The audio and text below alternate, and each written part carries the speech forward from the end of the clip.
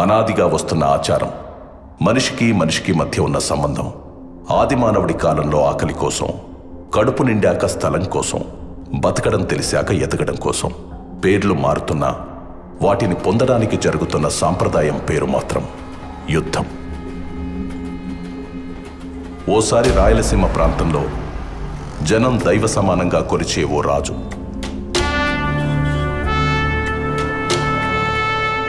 ఆ రాజు కడుపున రాక్షస మృగం పుట్టింది.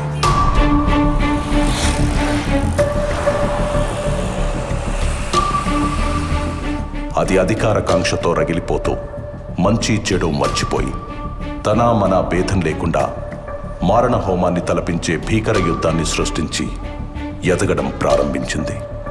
ఈ కథ మీకు అర్థం కావాలంటే ముందు మీకు పాత్రధారుల గురించి తెలియాలి. ఇది మన కథానాయకుడి వంశవృక్షం. ఎడుగూరి సందింటి ఫ్యామిలీ ట్రీ, అంటే YS family tree. YS Venkatreddy అనే పెద్ద మనిషికి 2 భార్యలు. మొదటి భార్య లక్ష్మమ్మ, రెండో భార్య మంగమ్మ. మొదటి భార్యకి ఒకే ఒక కుమారుడు, ఆయనే చిన్న కొండారెడ్డి. రెండో భార్య మంగమ్మకు 4 మగబిడ్డలు, 5 ఆడబిడ్డలు. ఈ 4 ఒకడు రాజారెడ్డి, ఆయన భార్య జయమ్మ. వాళ్ళకి 6 మంది మగబిడ్డలు, 5 మంది ఆడబిడ్డలు. అక్కడ మొదటి భార్య కొడుకు చిన్న కొండారెడ్డికి కూడా 6 మంది మగబిడ్డలు, 5 మంది ఆడబిడ్డలు. ఇప్పుడు మన కథకి సంబంధించినట్టు రాజారెడ్డి కొడుకుల్లో ఒకరు ఆంధ్రప్రదేశ్ గర్వం రాజశేఖర్ రెడ్డి, ఇంకొకరు ఆయన తమ్ముడు వైఎస్ వివేకానందరెడ్డి. అక్కడ చిన్న కొండారెడ్డి ఫ్యామిలీ నుంచి మన కథకి సంబంధించినట్టు ఆయన మగబిడ్డల్లో వైఎస్ భాస్కర్ రెడ్డి మరియు ఆడబిడ్డల్లో వైఎస్ సుగుణ. వీళ్ళిద్దరూ ఇంకో ఫ్యామిలీ నుంచి కుండమార్పిడి పెళ్లిళ్లు చేసుకున్నారు. వైఎస్ భాస్కర్ రెడ్డి లక్ష్మమ్మకు పుట్టిన మగబిడ్డ వైఎస్ అవినాష్ రెడ్డి. అక్కడ వైఎస్ సుగుణ గంగిరెడ్డికి పుట్టిన ఆడబిడ్డ వైఎస్ భారతిరెడ్డి. ఇక్కడ మన అధినేత రాజశేఖర్ రెడ్డికి ఒక మగబిడ్డ, ఒక ఆడబిడ్డ. మగబిడ్డ పేరే వైఎస్ జగన్మోహన్ రెడ్డి, ఆడబిడ్డ పేరు వైఎస్ షర్మిల. ఆయన తమ్ముడు వైఎస్ వివేకానందరెడ్డికి ఒక ఆడబిడ్డ, ఆమె పేరే వైఎస్ సునీత. వైఎస్ జగన్మోహన్ రెడ్డికి వైఎస్ భారతిరెడ్డినిచ్చి పెళ్లి చేశారు.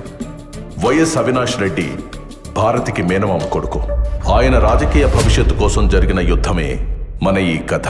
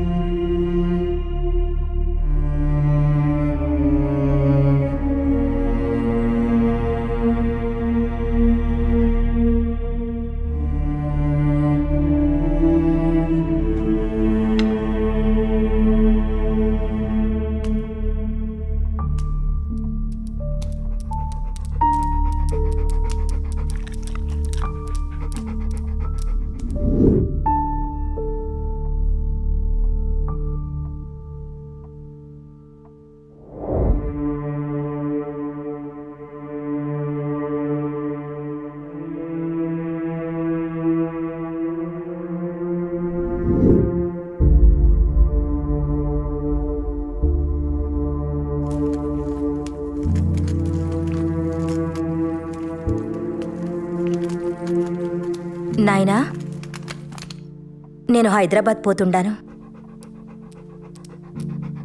ఇంకో 2 దినాలు ఉండిపోవచ్చుగా తల్లి. నాకు కూడా ఉండాలని ఉండాది నాయనా, కానీ హాస్పిటల్ నుండి కాల్స్ వస్తుండాయి. పిల్లలు కూడా నా కోసం ఎదురు చూస్తుండారు. సరే తల్లి, హాస్పిటల్ అంటుండా, దాని మీద ఎంతో మంది ప్రాణాలు ఆధారపడి ఉన్నాయి.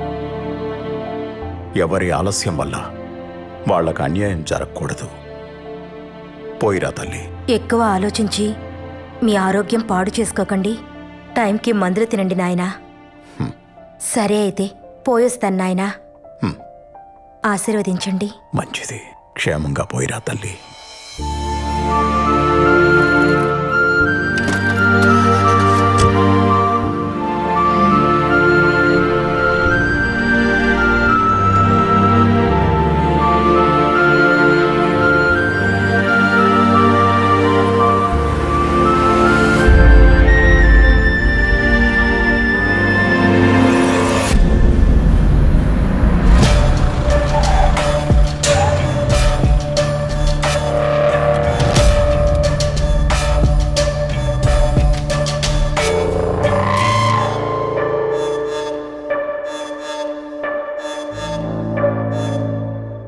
నీతో కొంచెం మాట్లాడాలా చిన్నాయన.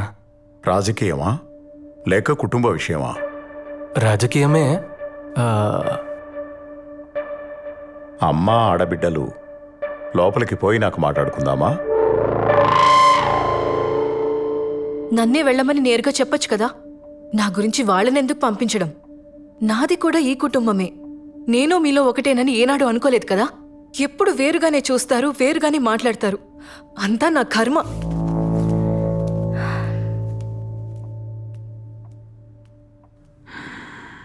మేము కొత్త పార్టీ పెడతాండాం నాయన పేరు మీద. మీరు కూడా మాతోనే ఉంటారనుకుంటున్నాను. ఎవరెవరున్నారు మీ పార్టీలో? అంతా మనకు తెలిసిన వాళ్లే. గుంటూరులో దినేష్, నెల్లూరులో నరేష్, ఇంకా కడపలో మన అవినాష్.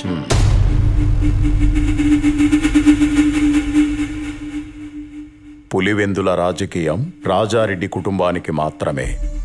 ఈడ ఇంకెవడూ అడుగు పెట్టడానికి వీల్లేదు.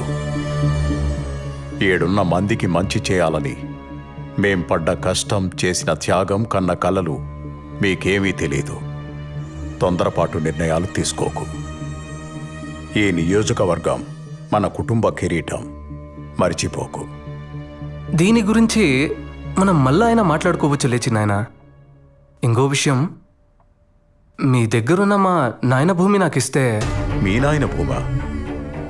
ఇద్దరం కలిసి అంతా సంపాదించుకున్నాం. నా అన్న నేను వేరువేరని ఎప్పుడూ అనుకోలేదు.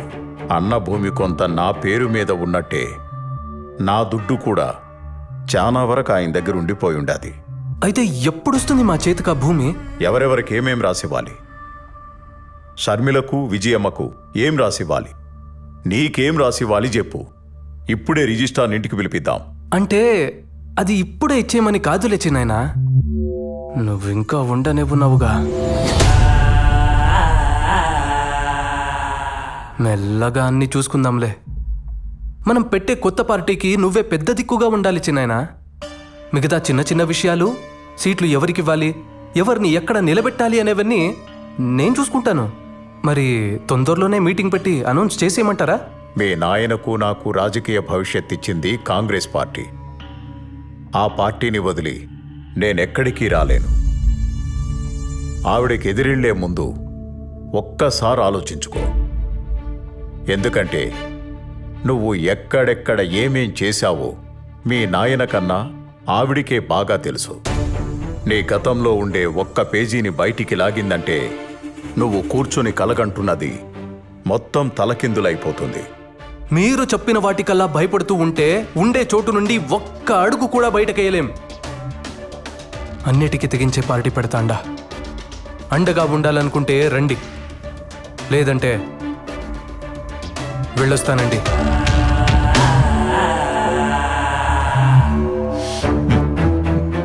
ఎందుకు వివేక వెనక్కి తగ్గుతుండా?